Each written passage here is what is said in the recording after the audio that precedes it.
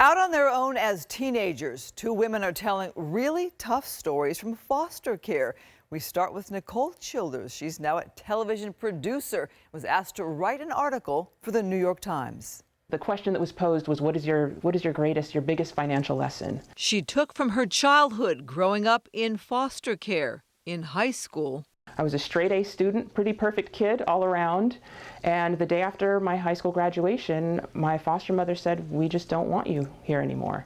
At 17 years old, she says she packed her bags. I was gone within hours.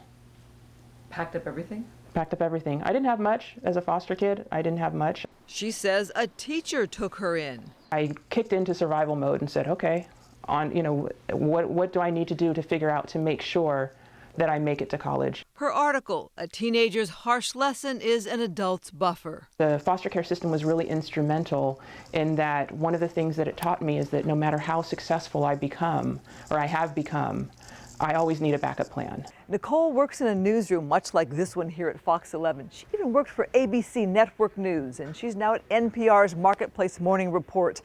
Another young lady read her story and says she can relate. Oh my gosh, I thought that it was similar to mine, and she's very inspiring. Ashley Williams, seen with her brother, spent a lifetime in foster care. She's now in law school at Southwestern.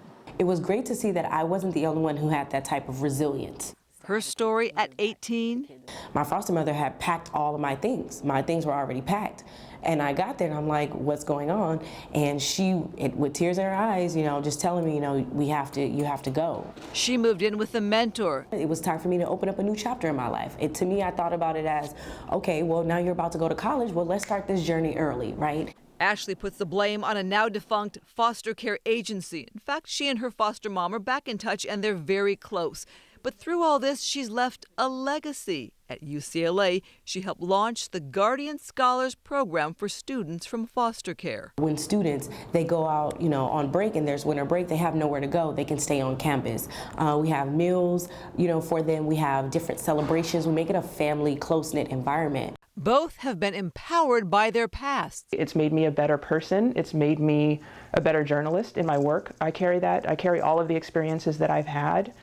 Wow. They have success stories with mentors, but those mentors, I should point out, they were not DCFS authorized caregivers, and that is a concern for DCFS.